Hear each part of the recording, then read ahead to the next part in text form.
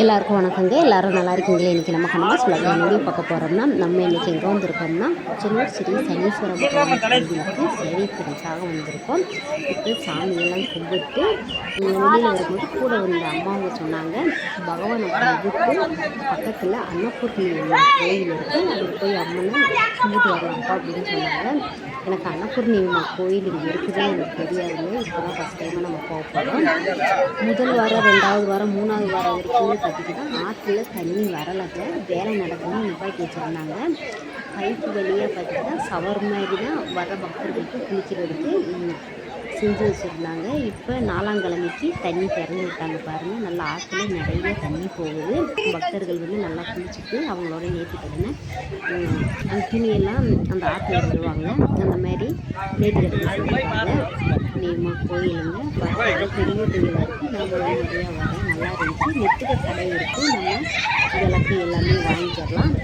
நம்ம வாகனம் இருக்கிறதுங்களா, நம்ம தலையை சுற்றி வைக்கிறதுக்கு வாங்கி நம்ம தலையை சுற்றி வைக்கலாங்க. பொரி, அதுக்கப்புறமா எள்ளு சாதம், பருப்பு நெல்லியம் எல்லாமே இருக்குது. நம்ம முன்னாடியே வச்சிடலாம். ஏற்றிட்டு இப்போ அப்படியே நம்ம அன்னபூர்ணி கோயிலுக்கு வந்தாச்சுங்க. இங்கேயும் விளக்கு எல்லாமே இருக்குது. அன்னபூர்ணி உள்ள விளக்கு ஏற்றுறதுக்கு நம்ம வாங்கிச்சிடலாம். உள்ளேயும் கடை இருக்குது. வாங்க நம்ம உள்ளே போகலாம். நீங்கள் இந்த குச்சனூர் வந்தீங்கன்னா அவசியம் அன்னபூர்ணி கோயிலுக்கு வந்துட்டு போங்க. நல்லா இருந்துச்சு. இன்னைக்கு தாங்கம்மா வந்திருக்கேன். இங்கே அங்கே போனால் இங்கே வந்து அவங்க பண்ண போடணும்மா தெரியாதுங்கம்மா. இன்னைக்கு தான் தெரியும். சொல்லாம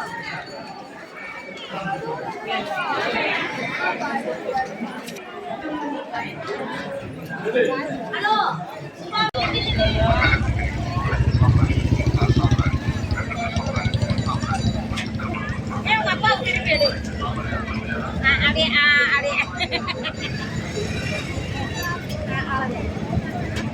பையன் கொடுங்க, நான் எடுத்துட்டு வரேன்.